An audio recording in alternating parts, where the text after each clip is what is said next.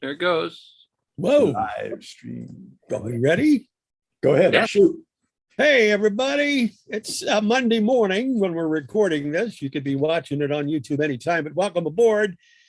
Time for the brain trust of Santa Barbara's local astronomy and astrophysics club to have a little fun talking about stuff close to our cosmic hearts. My name's Baron Ron Herron. I'll be in charge for a while and let the brains take over. I'm no expert, but I represent the folks that are tuned in. I hope to learn something on what we call the SBAU Astro Hour, 11 to noon every Monday morning for now. Members of the club, which has been out of our mission, our place of normal residence up in the Museum of Natural History for almost 2 years now going on, are online in their living room. So let's talk, shall we? Space stuff, rocket launches, rovers on Mars, new discoveries. In fact, I'll give you the headlines for what we may kick around this week, ladies and gentlemen. 6 billion planets they think they've discovered in our solar system that are like Earth. Not discovered, hypothesized. Hypothesize, you're right, you can't see them. They're exoplanets to be. We've got a few actually that they've looked at.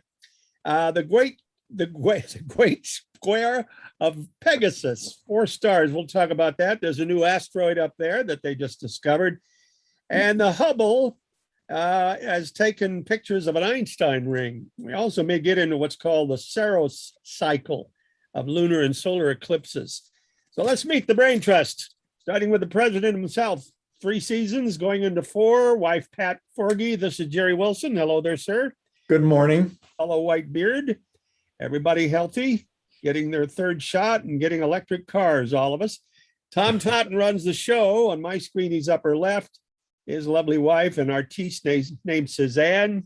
He is our webmaster, technical wizard, former president, and I believe you also run tomorrow night's, what do we do, a telescope workshop, do you not, Tom? I do the hosting there. Yeah, thanks. Okay. I'm going to save Chuck for last for a certain reason. Tom Whittemore taught incredible science at Westmont College, and he's the editor of our SBAU newsletter, which is definitely worth getting to find out what's going on from outreach perspective and read the president's monthly article. Now, Chuck McPartland, our outreach coordinator, you're doing it. You're pulling off stuff. What's going on there? In the month of September? What did I write down? We got 2 Saturdays up at the lake and a big AU camp out. Right. We're going to do Saturday the 4th and Saturday the 18th at Kachuma. It's just the slideshow, though. We don't have telescopes. Mm-hmm. And then did they ever close the lake over the pandemic at all? Could you camp out there all the time? No, I think they kept it open because it was outdoors, but they had restrictions on gatherings and things. Okay, but no Carpinteria State Beach this time, I guess. No, we finished them for the year. And I'm not sure if we'll ever do Lake Lopez to the north. did them 2 weeks ago, 2.5 weeks ago. Right. We usually only do one up there. I gotcha. Because it's so far to go. Not only is Chuck an incredible outreach, probably the best I've ever known in my life. I've known a couple, but you're also a master occulter. Have you been checking out any stars as we look at the Astronomical Unit newsletter? The last 3 I've tried have been no-goes just because of smoke.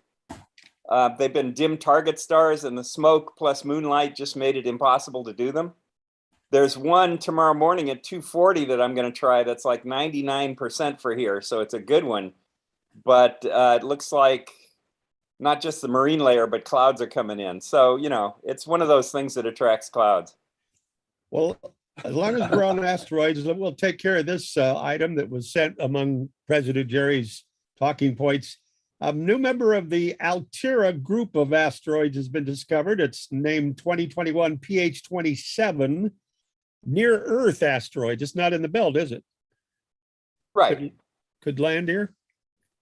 Potentially, yeah. That there's potentially hazardous asteroids, and there's several different gradations there depending on how close they can come to the Earth. Okay, so he posted the aphelion, the perihelion, the orbital period, orbital inclination. Its diameter, it's about a kilometer across. Okay. So a little Okay. rock. Still big if Um, it hits you. and at apparent magnitude 19.3. I don't know where it is. Which President day are Jerry, you, which day are you reading? He's way down at the end of your talk, Jerry. Oh, But There's the after- thing about this one is it's way in there, much closer than Mercury. So this oh is yeah, like a if mini Tom Vulcan. could, if the orbits plotted in some of those, I have 3 URLs listed. Yeah, and here this we go. This one shows that it's all interior to the Earth. It's the key thing about this is it's almost a sun grazer, like a comet that goes near the sun. So you see it goes like about 30% of the distance between the sun and Mercury at its perihelion. And they just found this sucker. Yeah. Wow. Okay. Fascinating stuff. Hold we on, also- Ron, What? check out what you're talking about, the what they call the Atira asteroids. Yeah, what It's does got that two different mean? names down there. Altera group. Apogee asteroids. What's Apo mean? It means far from the sun. Right. And obviously doesn't make sense. the reason they don't leave a tail like a comet is there's no water on them. Right. This means that it's farthest. That apoheli is kind of implying that at its farthest point from the sun, it doesn't get out farther than the Earth. Yeah. Now, this one could well have been a big comet at one time, but passing so close to the sun over long periods of time, it's large in orbits, it's blown off all its volatiles. Huh. And that's usually water vapor, right? Yeah, that's what volatiles. Yeah, it goes Yeah, out. carbon dioxide. It's, Dry ice, water. now for the parent body for the Geminids. Oh boy, just the name just escaped me, but it's a rock. It leaves really rocky debris behind. And so they figure that was a comet that's burnt out, but it comes so close to the sun that it actually flakes off from the extreme heating, flakes off rocks. But they found that it's giving off a very small tail of sodium. And so they think what's happening is it's like that's the last volatile thing that's not very volatile, but the extreme heat from the sun is proofing that off. And it's helping to knock flakes of rock off. But all comets have a trail because they all come in from the Kuiper or the Oort cloud with. Well, that's where they originate, but they can end up in shorter orbits when Jupiter perturbs them. Oh, okay. But as a rule, you can distinguish between asteroids and comets by the tail and what they've got on them that heats up, right? But what's on board? Yeah, it's fuzzy like most things. Well, okay. New asteroid. We've long since given them names. There's no names for these suckers, so we just give them the date 2021 PH. Do you know what that stands for? That tells you when it was discovered. So it was in 2021, and the first one is number of weeks into the year, or number of 2-week periods into the year, and Well, it says like PH, that. PH 27, so maybe the 27th Well, week of the year. well, no, the 27th. It's actually thousands, apparently, or hundreds that they found, because they start with A1, A2, A3, and then they go to AA 1, 2, 3, and this one's already made it up to PH. So this is quite a bit into the discovery sequence. Okay. It's not exactly like the way they name some distant galaxies. Neil deGrasse Tyson says it's like telephone numbers up there. This is a little different. Okay, if there's no more to be said on that, you want to go to the night sky, get that out of the way? Okay. Mr. Whittemore was talking about going out and checking out most of the planets that can be seen. You're already checking out Jupiter, Venus. Well, you can always see Venus, but Jupiter. Jupiter and Saturn are very easy because they're in opposition right now. Right. Well, they're listed on your notes as of Friday, so let's get there slowly and talk about the last quarter of the moon. Okay. Which there's a discrepancy there, or at least a confusion. It looks like half the moon, but it's really a quarter, right? That's the taco shell. Well, it's 1/4 through its sequence. Yeah, but we call a full moon actually the half moon. You're seeing only half when it's totally lit, right? You're seeing half of the half, yeah. Right. So that's the gallon. This is the quart, I guess. Yeah. The quart Anyway, it's moon. happening tonight. Something about night and day on the lunar surface, the Terminator line, which is kind of fuzzy on the photograph, features stand out shadows. That's Is the this a best good- place to look at detail, is right along the day-night line, where the sun is either rising or setting. The key thing that I was interested in this blurb, I didn't know it before, is that when you look at the last quarter moon, it shows where Earth is going. Because in space, Earth is, of course, heading somewhere around the sun. And the moon, the last quarter moon, is in the place where the Earth is going to be in a few hours. Oh, really? So we're headed right for it. But trust me, it'll get out of the way. Yeah, right. You explained it. I read that and I didn't understand any of it. So we're heading that direction. Yeah. Okay. Jerry, I had a question on that. Is the sun going around the center of the galaxy, and are like all the planets making like a helical kind of a orbit as we go around the galaxy? It's like we really don't run into the same. It's more like it's kind of like a helical orbit. That is, the sun is going around the center of the galaxy. And while that's happening, the Earth is going very rapidly around the sun on that time scale. And the moon is going very rapidly around the Earth while it goes very rapidly around the sun. And I did happen on a really nice graphic of that somewhere. I didn't save it, but it's very illustrative of just what you asked. But now I'll lose you for the rest of the show while you look for it. Well, does science know if we're going up from the ecliptic or sliding sideways or at an angle? Yes, we do know that, but I don't remember it. Ron, the ecliptic is the plane between the Earth and the sun. If you mean the plane of the galaxy, we're sort of in the plane of the galaxy, but we have a sinusoidal motion up and down above the center line of that as we go around. Well, I understand that, but my question was in relation to which direction the solar system was heading. Yeah. Straight up would mean the ecliptic is rising kind of like a helicopter with the planets like the blades. You follow what I'm saying? Yeah, here's an example of it. Here's the drawing. Oh, The one I was thinking of was an animation. It actually shows a cartoon of it, a motion. But anyway. This one's pretty good. Yeah, this is pretty good. you know, you sent us a cartoon once, Mr. President, showing where we would be if we went back in time and we'd be a skeleton in space many. Oh, yeah, I remember that. That's why there are no time travelers showing up here on Earth, because if you just space it, the universe is a four space, X, Y, Z, and time. And if you just change your position in time, even though you started on the Earth has gone far away or hasn't got there yet. So you pop out into some random piece of space with no air, and that's the end of your time travel days. But we know how fast the solar system is moving, so we could calculate. Relative to the center of the galaxy, yes. Okay. So let's say we went back to age 10. That's 6 to 7 decades for most of us. Would that be light months, light weeks, light years in that direction behind us? Or probably wouldn't be. No, you'd have to sit down and figure out what the speed of the Earth is to figure out how far we are from where we were born.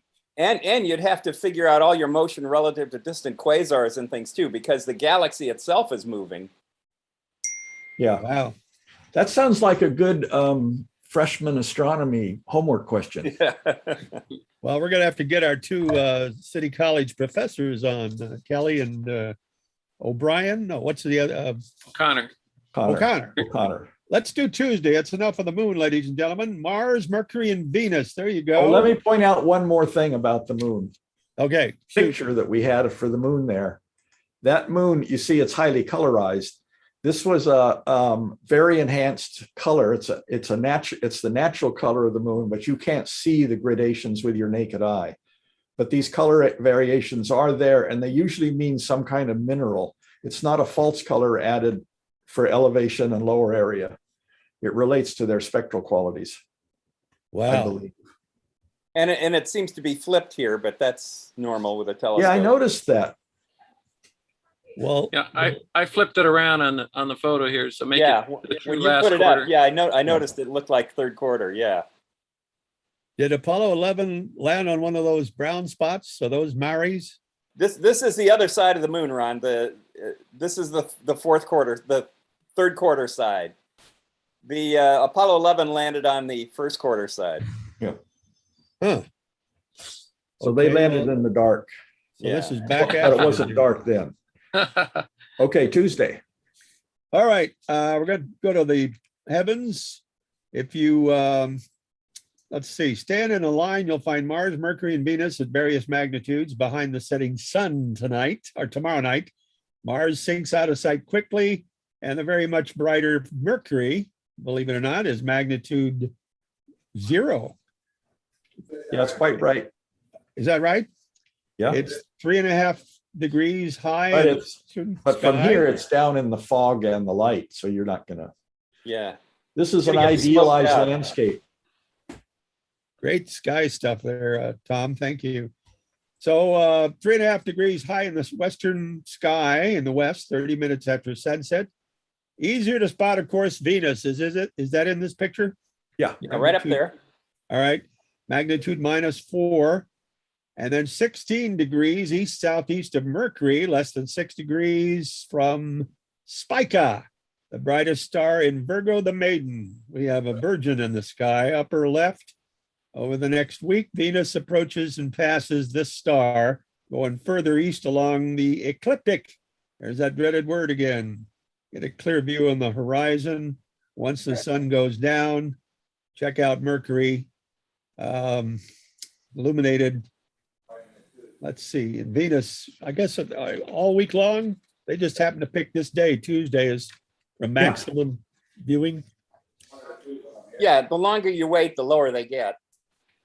Okay, interesting stuff. And then how many of them are on the other side, or are they all on this side? No, they're all on the other side. Oh, yeah, they're all on the other side. Yeah. They're all on the other side. What's that called again? Opposition? Opposition. No, that's not opposition. Opposition is when they're opposite the sun in the sky, so they would be off in the west. Yeah, not I'm in having a the, scene. off in the east, not in the west. Yeah, but Okay. what's this? In Conjunction is getting Yeah. close to conjunction, but yeah, conjunction. Okay, we're the little rocky ones, aren't we? Very good. There we are. And who's out with their telescopes other than Tom Whittemore? My telescope is in the backyard looking up at the bottom end of marine layers. And the smoke. Are we getting a lot of smoke? I haven't noticed. I haven't seen much smoke evidence, but last night it was real foggy, and then I went inside and watched TV, and as I went to bed, I saw the skies had cleared up. Yeah. But we've been lucky in that the smoke has been at high altitude. It's been Yeah. over us, but it's been high. Wow. Just out of curiosity, Mr. President, what did you watch on TV? Just what is our president? it's there's a series of British murder mystery things that what is it? Inspector Morse, and then there's a prequel about him when he was young called Endeavor, because that's his first name. And then we're watching the last one where his trainee is now the detective inspector, and he's it's called Lewis.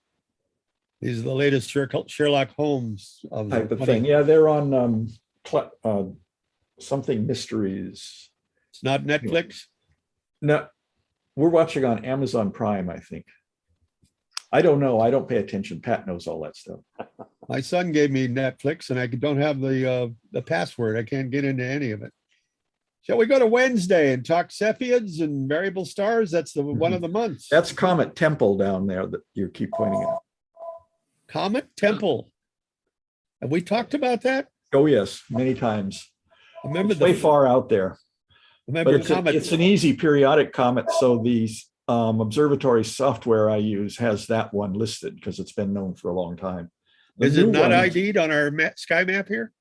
It's not IV. If this were my sky map and I pressed the cursor on that, it would pop up with a big spiel about it. Oh, But this is, you're just looking at a screen capture from that software. what so are it all doesn't those have all M's in of the them. middle? Those are Messier what? What do you It's what do you mean, large. up there? Yeah. Are they Messiers? Yeah, Yeah. they are. They're galaxies. That's the Virgo cluster. Yeah. We can see that many galaxies in the sky using naked eye? No, No, Oh, go ahead, Chuck. these are telescopic. oh, okay, gotcha. But if you So take a Messier- picture up there, you will have thousands of galaxies in your field of view with a picture.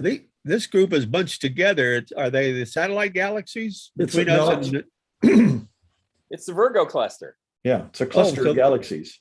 the local group? It's not No. the local group. Oh, it's not? It's No. it's part of the local supercluster. Yeah. The local group is spread all over the sky because we're in it. This one, is in one part of the sky because it's a group, but the whole group is far away. Triangulum is one of them. Andromeda. That's one of the other. local group, yeah, but that's not in this picture. Yeah, okay. I don't think. No. So old Messier, you just planted numbers on them and put an M and didn't come up with the names till later, I guess. They did, that naming thing, that's an amateur feature that's only caught on in the last couple of decades. These things have no real official name. Really? The official designation is the catalog number, and there's a bazillion catalogs. And some of these objects have multiple names because they're in multiple catalogs. Yeah. But By the the way, only bazillion is an exaggeration, but it means a lot. But it's not far off. Yeah. the only galaxy we can see other than the big tall bar of stuff that's our galaxy is Andromeda, right? With the naked eye, everything else requires Triangulum is visible Naked eye. if you've got a really good sky. Yeah. And in the south, you can see the Magellanic Clouds, which are smaller galaxies much closer to us, but only visible in the south. Well, it's just interesting that all those M's are clustered together in the middle there. I guess that's what it is, a galaxy cluster, right? Yeah, they happen to be about the same distance away, so they're all similar brightnesses. And if you can see one, you can see most of them. And we're not interacting with them gravitationally, We really? interact with everything in the universe gravitationally. Well, I'd love to get into that. Well, we will later on. We're going to talk about an Einstein ring and lensing. Shall we do Wednesday? This is fascinating stuff. We'll get through the week. For those of you amateur astronomers, like to go out and join us. The variable star of the month, as we approach the new month in a day or two. Delta, there's a name to be reckoned with in the COVID community. Delta Cephei and his orchestra, magnitude 4 in the His orchestra. southeast Cepheus. Cepheid variables, something Mr. Whittemore is the expert at. He gave a whole talk about it one night years ago. Yep. And I think he talked about measuring distances to the other galaxies. Yep. Tom? We lost him for a moment, apparently. He may be out of screen there. This is probably the most important variable star that there is. Not this one, but this class of things, the Cepheid variables, because we use that as a distance scale between galaxies and for other closer things too, star clusters. But they're a very good determination of distance. Well, that word delta gets used a lot, doesn't it? It's name of an What airline. is it? Alpha, beta, gamma, delta. It's the fourth letter of the Greek alphabet. Yeah. So it's usually the fourth, I think. Is that right? Yeah. So I think you, once you start with the brightest star at alpha, other bright stars are probably going to make it to delta before you run out of bright stars, although some constellations don't have any bright stars, but that's another story. Well, but you're saying to me that the name delta tacked on means it's relative to its brightness? Yeah, usually the alpha is the bright. There are exceptions, but usually it's alpha is the brightest, beta is the next brightest, gamma is the next brightest, then delta. Then I don't remember my alphabet that well. You have Epsilon. Yeah, epsilon and eta and iota here, but their brightness also goes with the size of the dot. So it looks Okay. like delta is lower than And Epsilon. it's a relative thing within the constellation. So alpha is the brightest star in the constellation in general, although there are exceptions to all of these because of some of the catalog makers. But now my understanding from reading the president's notes is that we determine the distance to other galaxies by Cepheid variables in those galaxies. Right. Tom Whittemore, you want to weigh in on the Leavitt law? Do you know what that is? Tom's still missing. Yeah, Yeah. Henrietta Leavitt was one of the calculators at Harvard, and she noticed that there were variable stars that varied in brightness, and their period corresponded to the absolute brightness that they reached. So that if you could measure the period of the variation, you could tell how bright the star was getting in absolute terms. And then you could use that by knowing how bright it appeared to get the distance that it was, assuming no dust in the way. You know, there's complications, but in general, it was called a period luminosity relationship. And she realized that all the stars in the large and small Magellanic Clouds were at about the same distances. And she could see these variations of brightness. And so you could use that to calibrate the scale. Well, I'm amazed they can pick out a star just because of its flaring up and down in a distant galaxy when we can't even see all of them in our galaxy. Of course, there's a reason that. But these stars get very bright. They're yellow supergiants, quite a few of them. So they get very bright. And that was what enabled Hubble to determine the distance to the Andromeda galaxy, although he got it wrong because there were problems with his calibration. But he did get it right about the fact that it wasn't in the Milky Way. Yeah. What did he write on his glass screen?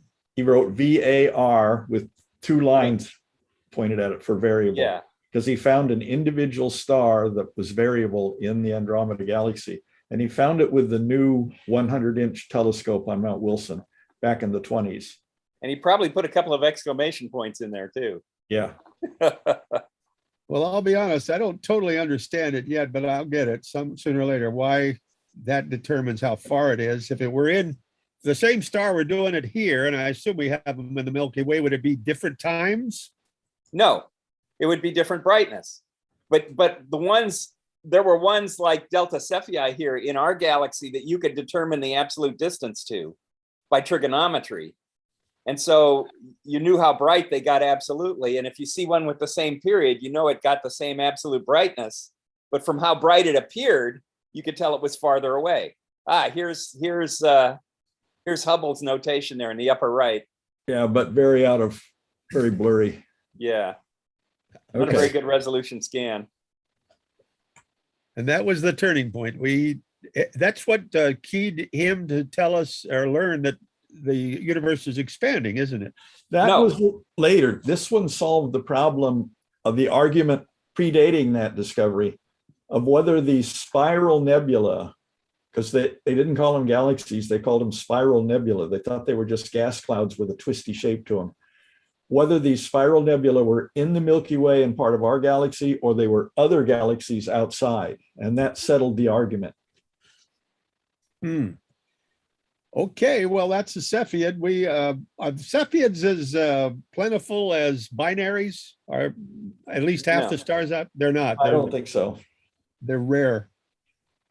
Okay, varying in intrinsic brightness, and that's what you're going to want to focus on Wednesday night, which is the beginning of September, everybody. Yeah. Fascinating stuff. What is this we're looking at here? This is period luminosity there are different kinds of Cepheids. That's one of the things that Hubble didn't know. Plus, he didn't know, he couldn't figure out how much obscuring dust there was in the way, potentially. Well, we lost our former Westmont College science instructor, newsletter editor. I was hoping for a little dissertation if we could get it in on Cepheids. He did such a great job that night. Maybe he's looking for his book. He could be. All right, shall we go to Thursday? And this hits home close. Dumbbell. Named after me. Yeah, Dumbbell Nebula. Obviously, as an exploding star that went in 2 directions somehow. No, it's not exploding, Ron. It's when they puff off their outer layers. Stars like our sun. Okay.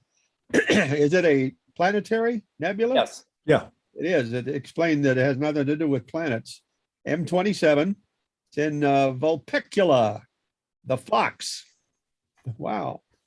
And the aging stars that puff away their outer layers, lighting up their gauzy curtains until no longer the lights, let's see, not generating any more light through fusion. They've died out, or what are they doing? Yep. They become white dwarfs. Like our sun will. It's the future of our sun. But what's going to be the source of the energy in it at that time if they're not fusing atoms? It's just coasting. It's cooling off. And gravitational collapse has heated it way up too. Right. So Very, it's very leftover radioactive elements also Yeah. will heat it up. Is this the dumbbell we're looking at? Yeah. Yep. Okay, I guess I see. On both screens, I guess, according to Chuck. No Okay. Both screens? Yeah. Oh, yeah. So Gotcha. what do you know what language Vulpeculae is in? I think it's Yes. Latin. It's Latin. Okay. I'm back. Oh, you're back. You missed Cepheids. We had you Oh. center stage for Cepheid. Yeah, Jerry, Vulpecula means a fox in Latin. I know it means the fox, but people Yes. that experience things like British experience the fox. It's just a short little name. Right, now look how you can break that down. Vulpus is a wolf and Pecula is small, so it looks like a small wolf. Okay. So that's actually the breakdown of that word, Vulpecula. Okay. And of course, We just came up with fox instead of saying small wolf all the time. Yeah. yeah, Vulpus in Latin is your wolf, right? Yeah, Yeah. I'm familiar with German, and they use their words descriptive too. For example, Right. airplane is Flugzeug, which means Flugzeug, flying stuff. Yeah. And And here you go. Here's a good one for you, Jerry. What is a fingerhoot? that sounds Dutch. No, it's German. It means a finger hat, but it's called a thimble. Yeah. Okay. I was going to guess glove, but oh well. Well, yeah, Good. I was gonna do ring, but Yeah. No, also I glove- used to make a joke out of pedestrian, which is Fußgängers, because it's Yeah. feet. Yeah. So a glove, Chuck, is a handschuh. Okay. It's a shoe you put on your hand. Yeah. Cool. Yeah. Okay. Fascinating stuff, my friends. Enough humor. let's see. Back to astronomy. Yeah. Sorry. Thursday- Disappear, but we're programming the irrigation system here to be very efficient. So I hooked up with the gardener, so that's why I disappeared for a while. Okay. Plus, well, I thought you guys would enjoy not looking at my ugly mug. well, you're not wet, so it looks like it worked. It's working fine. Yeah, I can watch it Okay. right now. Hey, Jerry, going back to your Cepheid variables, what was this image that you had? What was this one? That was one I didn't use. That shows the bow shock wave of Delta Cepheid. It's not related to its variability, but it's passing through a region of space where there's dust. And so there's an image on the left of Delta Cepheid and its bow shock. And then there's a diagram that explains that picture. You have to look through the picture to find these features. But the thrown off shell of the solar wind is going through an interstellar gas and dust cloud, and it's showing this pattern around it, a bow shock. A lot of these stars have bow shocks because they're moving through the galactic medium, interstellar medium. Our sun has a bow shock too, and our Voyager 1 and 2, I think that's the ones, they just pass through the bow shock, and sometimes it passes them and then they pass back. It's not a real rigid thing, but that's moving through the solar wind is pushing the gas and dust away from the star and the planets. Otherwise, we'd have a lot more meteor showers. Anyway, So that's not the same thing as like a wake on a boat. It is. It's very similar. Yeah, it's very similar. The wake is the back end. The bow shock is the wave at the front of the boat. Except that it's going through empty space. If it were going through atmosphere, I can see that. Space is not empty. Yeah, space isn't empty. All those little tiny hydrogen atoms, 1 per cubic meter, is doing that, making it all. Yeah. There's a lot of cubic meters out there. Yeah. You're looking at a huge area here. Yeah. So and you said our sun has one, right? Yes, it does. Does it just cover the sun, or does it cover the whole solar system? Oh, this Are is we in out. This is outside the Oort cloud. Yeah. Oh, they're out there. Yeah, it's way out. Yeah. Well, the Voyagers haven't gone outside the Oort cloud yet. Right. But yeah, it's out there. There's a little difference outside of what's called the heliosphere? That's what we're talking about. The bow shock is kind of the edge of the heliosphere. Right. Interesting stuff. I don't recall seeing this. Maybe I missed it, or Tom got it anyway. Thank you. And the one on the left is the actual picture, and the one on the right explains it. Mm-hmm. Okay. Dumbbells, everybody. The fact is, Vulpecula, the fox, is not a constellation. It's just a nebula, right? No, Vulpecula is the constellation, Mhm. and the It is a dumbbell is the nebula. The fox, I don't recall a fox being thrown on the inside of the It's a very planetarium. minor constellation, Ron. If we showed all the constellations when we were doing planetarium shows, the whole thing would be so crowded. There's And not, there's not they're- 88 that go up there on the ceiling. they're very Yeah, there's 88 stylized. that you can project, but we don't normally do that because it looks really crowded. Yeah, those are just for kids.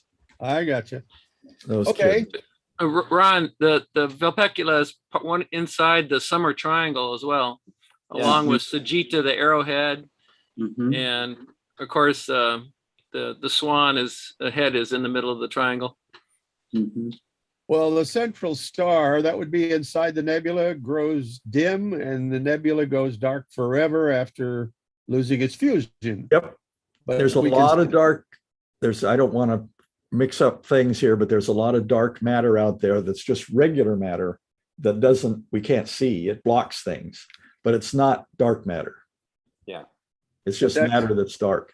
And this nebula is like 2 light years across and 1,200 light years away. So this star really burped. Okay, but it's in our galaxy. Yep. Yes, Oh, yeah. And it's only there's a lot 1,200 of- light years, Ron. It's closer than many of the stars. Would it be fair to say that there are a lot of items out there that are twofold, whether they're jetting out? A lot of things, yeah. Yeah, a lot of things show this bilateral symmetry. That what Think of it, is, if it's a double star, okay, that would channel the outflow. Mhm. Mhm. right? This is also a very easy object to see in our small scopes we use for outreach. Once you can get the scope pointed at it, yes. That shows up in binoculars as a little smudge. Yeah. Now, we start with, there's other stars out there apparently in M27 or nearby, magnitude 3 Albireo in Cygnus, the swan. Albireo is the beak of the swan. That's that pretty double where one's blue and one's yellow. Okay. 3.3 degrees south-southwest is magnitude 4.5 Answer. Like answer a question without the W, Alpha. It means a Vulpecula. goose. Answer is a goose in Latin. It is. That Yes. constellation Vulpecula the fox used to be shown as a fox holding a goose in its jaws. Oh, for crying out loud. Not a swan, Yeah, no, not a swan. but they're two different animals, swan and goose. Yeah. Yeah, I hope Okay. so.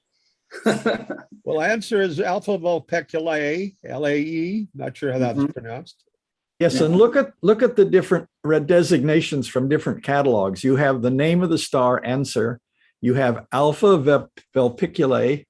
Then you have another star, 13 Vulpeculae. So they're using a number instead of a Greek letter. And then it's also known as HD 188260, Yep, got all that Yeah. here. Henry And Draper Henry- catalog. Henry Draper, yeah, Henry Draper at Harvard. And it's one's less than 2 degrees southeast of 13 Vulpeculae, Mhm. 7.3 degrees east southeast of Answer. Dumbbell looks spherical or oblong in binoculars. The two lobes, I guess, stand out in binocs. That's fascinating. Is it blue when you see it? This is No. what it looks like to the eye because the eye is sensitive to green, but it's also oxygen, ionized oxygen. But you Right. need a large telescope to start seeing the color, or one of our Yeah. cameras. Yeah. Well, before we go totally away, I know you tried to explain to me, and your notes mentioned the fact that the planetary nebulas have nothing to do with planets, except my thinking is maybe all that stuff could have formed in the planets that we're looking at, but didn't. Is that possible? No, this is the other end of the evolutionary scale. Not the beginning, okay. No. Not the big Now, swirl. the reason it's called a planetary nebula is because before people knew what they were a small disk and the telescopes weren't very good. So they were wondering if they were planets, but they called them planet-like nebulas. Right, because they had just found Uranus and Neptune, and those look kind of greenish. And so they said, okay, they call these nebulae because they could see they weren't sharp disks. So they knew they were clouds, but they were also green like the planets they had been discovering. So they called them planetary nebulae. So we can demote Pluto, but we can't drop the planetary. I have a feeling Pluto's going to come back as a planet. Yeah. Well, it's still a planet. It's just a dwarf planet. It's just like Right. minor planet for the asteroids. The same Yeah. thing happened. Yeah. Are all those other dwarfs out there past Neptune named? Just 7 of them. 7 are that big. Yeah. Wow. Okay, ladies The and 7 gentlemen, Yeah. let's go to The Jupiter. 7 dwarfs. I'm sorry. What were you saying? Seven Seven John? dwarfs. Gentlemen, you have the floor. 7 dwarfs. It was a 7 joke. dwarfs. Oh, 7 dwarves. Oh, Yeah. I got it. I got it. I'm No sorry. height. Are they called planetary or dwarf planets in the asteroid belt? Your Ceres is the only one. Ceres is the only one. Okay, let's look at Jupiter on Friday the 3rd, everybody. Magnitude -2.9, as well as Saturn in the southeast sky just after dark, sitting near Mhm. magnitude 2.8 Deneb Algedi. Did I get that right? Yep. Yeah. East Algedi. Capricornus. Yeah, you can see its colored cloud bands, the Mhm. planet, of course, and the 4 main moons. Always those incredible moons. Some of them whipping around the planet, apparently. Ganymede to the east. Io and Saturn is up too, but yeah, Jupiter, the moons, it doesn't show on this plot. Okay, well, it didn't give the magnitude of either planet. I just assumed it was Jupiter. Are they about the same brightness? No. No. Jupiter is hugely brighter than Saturn. Yeah, very much brighter. -2.9 is pretty bright, right? Yeah. Very bright. So Yes. Saturn would be a higher number than that, minus higher. 0.3. Yeah, I was going to say it's probably not even negative. Yeah. Yeah. Oh, it goes the other direction. So Yes. let's talk about what's On going on. the sun is magnitude -26, and it's pretty bright. Yeah.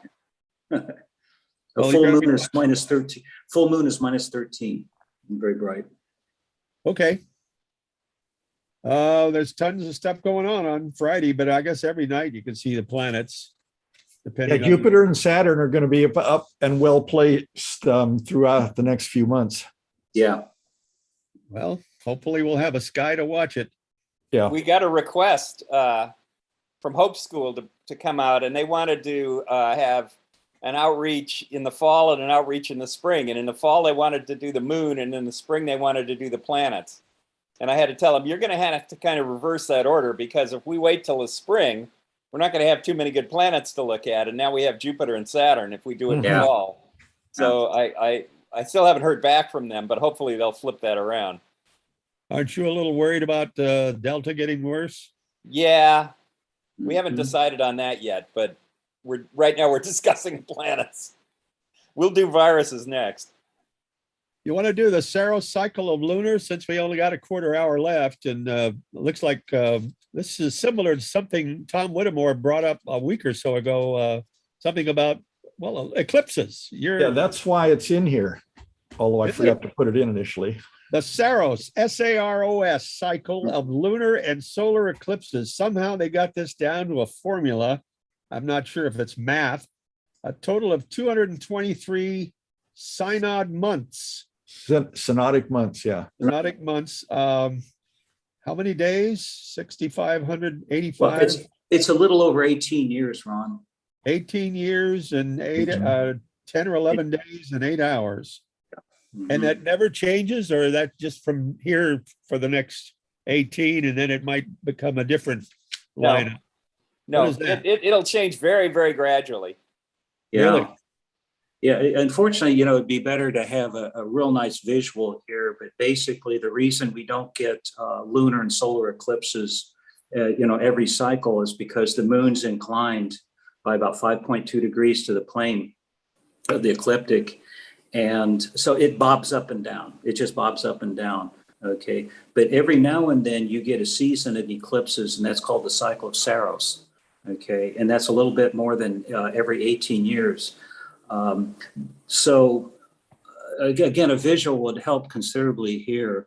But if you look at the two places where the moon's plane of orbit crosses the ecliptic, those are called nodes. And you can draw a line from one node to the other. Okay, and this nodal line migrates as the moon goes around the Earth and the Earth goes around the sun. But Tom, every you had a good visual on this earlier. Can you find it? What is Okay, that? let me Oh, see. oh, good, Remember- good. Tom Totten found one.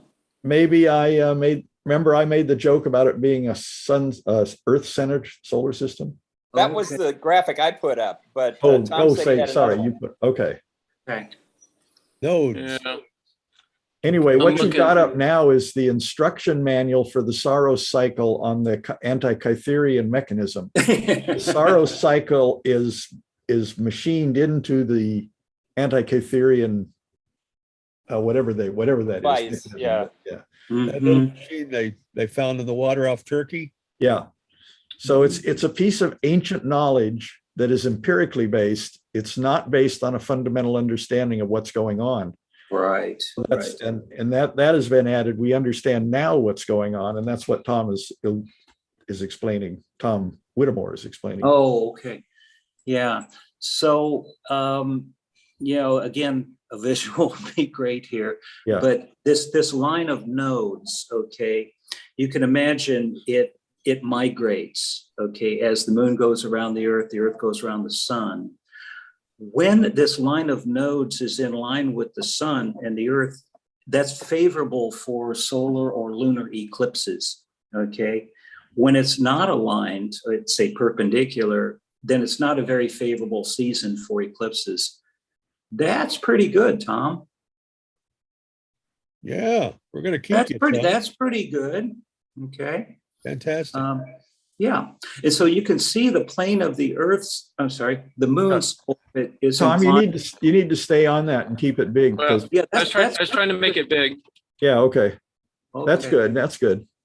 And so the angle that the moon's plane makes with the angle that the sun and the Earth, called the ecliptic, makes is about 5.2 degrees, and the whole thing migrates too. So this thing, migrates or precesses, and so every 18 years and change, you get a favorable position for this line of nodes. Okay. And that's those two blobs on the lunar orbit there. Yes, that's right, Chuck. Okay. The two little black dots. Yeah, and the symbol of the eyeballs with the big nose between them going down or going up, that's ascending node and descending node shorthand. Yeah. This is a good enough visual to show. Yeah, that's good. So when those nodes are in line with the sun is when you get eclipses. That's right. That's right. Those are called favorable for an eclipse season. Yeah. Okay. And that part of that Saros cycle is, you get eclipses, a couple of times a year. Yes. But the Saros cycle says that these nodes are in a similar orientation. And so the eclipses are very similar on the Earth. And so every 18 years, you get if you've had a solar eclipse, you'll get another one, most likely. They'll be very similar. But because it's not an even number of days, it will have migrated around the Earth a couple of hours to a new place on the Earth. But otherwise, the circumstance will be very similar. Right. You guys want to hear some interesting history about this? Of course. So in March of 1970, I was a junior at Purdue. Okay. And there was a partial solar eclipse in West Lafayette, Indiana, which is where Purdue is. Okay. And I knew about this. And so a couple of us in Cary Hall took a couple of mirrors off of the bathroom walls and projected the image of the sun down the aisle so everybody could enjoy this. And that was a partial. It was a partial in West Lafayette, Indiana on that day. It was total in Georgia. So a good friend of mine who was studying astrophysics at IU, Indiana University, borrowed my 6-inch telescope, took it all the way down to Georgia to watch this thing happen, and he got clouded out. So that was back in 1970, so 50 odd years ago, huh? So Yeah. Jerry, do you remember that one? Were you in a place where it's at least partial? No, I was one coast away from Lafayette. Okay. Yeah. Well, But it was fun, and until recently, a few years ago in 2017, it was really one of the few eclipses I'd ever seen. Of course, the one in 2017 was total where we were, and I know a lot of you guys saw that too. In 2012 was the first annular eclipse and total eclipse I saw. The annular we saw it in St. George, Utah. And, Okay. And the total eclipse we saw in Queensland, Australia in 2012, November. Also saw the Magellanic Clouds for the first time. Wow. And, what's that? Southern Cross. Yeah, all that stuff. There was one thing really impressive is you can see a globular cluster with the naked eye down there. 47 Tucanae. Yeah. That's neat. One of my most spectacular eclipses, besides that total one a handful of years ago, was in the year, I believe it was year 2000. I was camping with a buddy in Western Nevada up in the Shoshone Mountains. And as the sun was going down, the moon covered up a lot of it. It was just spectacular. It was really interesting. I believe it was in the year 2000, and I think it was in July, 2000. So Really interesting setup. Sun going down, moon covering a good bit of it. does the Saros cycle mean that we have all the lunar and solar eclipses nailed down till 2139 or 2039? I'm sorry. So probably much longer than that. Yeah. Well, then So it gives you a predictive cycle, and every 18 years your eclipse will be in the same spot. But there are multiple Saros cycles going on at once, Ron. So that's just a single cycle of similar eclipses, but there are several Saros cycles going on at once. I think it's like 40 or 70. Wow. and those nodes determine whether it's a solar or a lunar. It's the shadow of the Earth or the sun. They determine whether it's full or partial. Yes. Oh. But during that eclipse season, you will have both lunar and solar eclipses because the nodes are lined up. Okay, but are there an equal number of solar eclipses and lunars? Same number? No. Lunars are much more common. Mm-hmm. We can't say for sure which we get more of. It could be either way. Yeah, the Earth's shadow at the moon's distance is a bigger target to hit. So that's right. More of those. Thanks, Jerry. That's it. Yeah. Well, can I ask one more dumb, stupid question? But it's always made me wonder about 2001 Space Odyssey. Kubrick and Clark, why were they so enamored by the three planets and the two planets and the sun? Actually, it begins with the moon being eclipsed. Those were just visual drama, but the planets aligned in a certain way back in 1964 when I was an undergraduate, and they happened to line up pretty much, not perfectly lined up, but they lined up on one side of the sun. And these wild conspiracy theories, or whatever you want to call them, urban legends, start and spread all over the place. Yeah. And that was the thing going on back then. And that was about the same era when 2001 came out in the 60s. So they were picking up on this alignment thing being some occult harbinger. But the idea was that when the planets lined up in 64, that would cause a shift in the Earth's crust, and California would break off and fall in the ocean. And so where I was, the Daily Sundial had an ad for beachfront property from a Blythe real estate company. And they also, the student body had a Be the First In party at Zuma Beach. So it was in April. That's pretty good. In 1964. Yeah, that stuff didn't really ever happen in Indiana. Okay. See, here in California, we use any excuse at all to get to the beach, especially Zuma Beach at that time. Okay. Is there any area on the Earth that never sees an eclipse, like the pole? They can all. I mean, inside Carlsbad Caverns, you won't see one, but Right. And on average, if you're on a certain spot on the Earth, it's like every 300 years or something like that you get a total solar eclipse. Is that right? When's the next one? Do we know? 2024 is a good one for us. Yeah, it's going to go up through 2024 Texas and up through the middle of the U.S. Right, passes Isn't right there over. Isn't there a town that experienced the 2017 one and going to experience the 2024? There's a town in Illinois that's at the intersection of those two paths, and they're calling themselves Eclipse City. And I think all their hotels are already booked. Yeah. But Yeah, we my- booked a hotel 3 years in advance and the center Wow. lined up in Oregon. And we got about a year out, we got a call from the landlady and said, there's a group of astronomers that want to view the eclipse from here. So can we move your reservation a few weeks?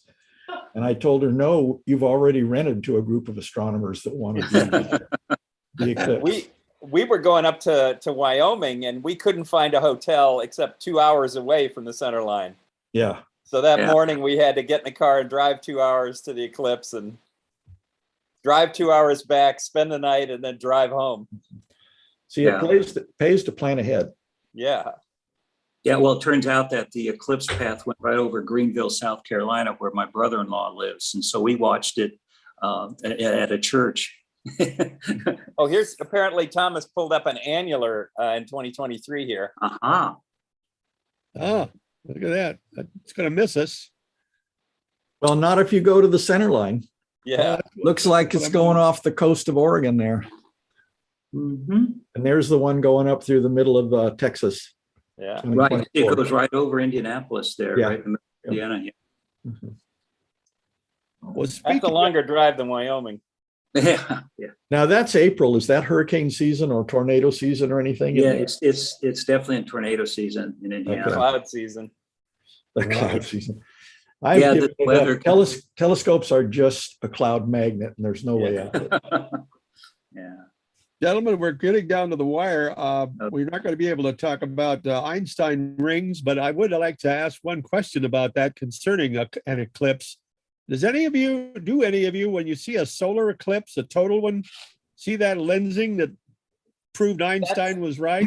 That's how they proved he was right, is they measured the stars during a total solar eclipse. I know, but can you see a sudden? Yes, there was a group of people who actually did that. They recreated the Einstein experiment for the 2017 eclipse. Now you have to do it on photographic film, or I mean on a photographic medium, because the stars you want to look at are drowned out by the solar corona. Yeah. So you have to process it to get the stars in their position.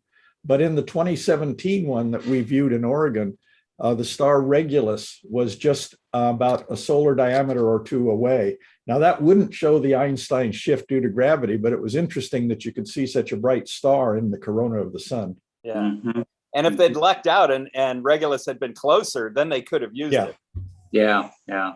Although Yeah. you actually need several bright stars because we want to measure Right, displacement. distorted Yeah. distance. Yeah. Right. That famous experiment was done in 1919. Yeah.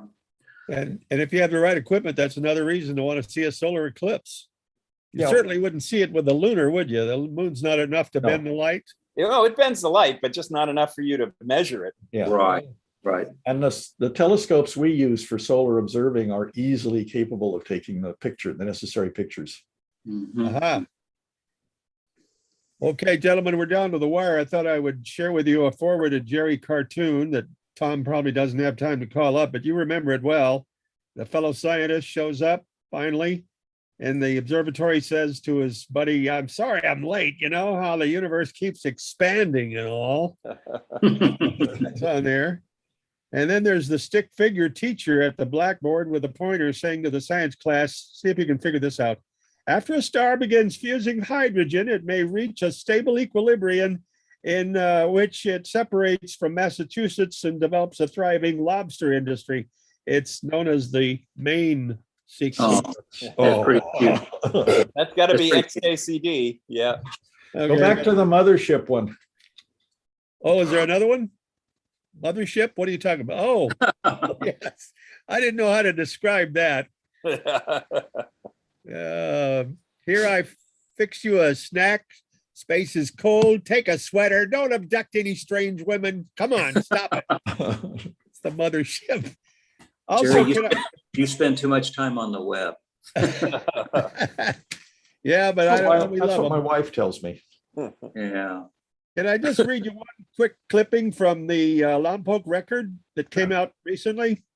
Gentlemen, the first group of future U.S. Space Force recruiters attended a 5-day training course, August 9th through the 13th, at the newly renamed Vandenberg Space Force Base. These were NCOs. I'm not sure if future people wanting to go into that Space Force go to a special boot camp or But I do remember Neil deGrasse Tyson saying we probably won't have war in space like you see in the Star Wars, where you hear the lasers and the blasts in space. If we blast anything in space, assuming we're at war, then you've created all kinds of little things that'll hit you at 17,000 miles an hour. I guess the stuff we got to worry about is bombs coming down on us. Well, I guess they're already having a lot of problems with near collisions with all these small sats that Musk and company have been putting up for internet. And, you know, there's another couple of thousand that various other companies are planning to put up there. So we're going to get to experience some of those 17,000 mile an hour collisions pretty soon, I suspect. It's a mess out there. That looks like a good topic. We'll also talk about the Einstein rings, gravitational lensing, maybe get into the 6 billion planets. Gentlemen, is everybody safe, ready for your third vaccination? Yeah. Oh, yeah. Yep. If we do this again, either next Monday, or if we decide to change, we'll maybe run it by the membership. Who knows? Okay. I'm at your disposal. Thank you very much for attending our meeting. This is number 27. We start our second half year, gentlemen. Bye. Chuck, Tom and Jerry, we'll see you next Monday morning for the SBAU Astro Hour. Thanks. All right. Thanks, everybody. Take care, Very everybody. much. Thanks, Baron. Bye. Take care. Bye-bye, guys. How do we get out of this? Can't leave. You can't leave.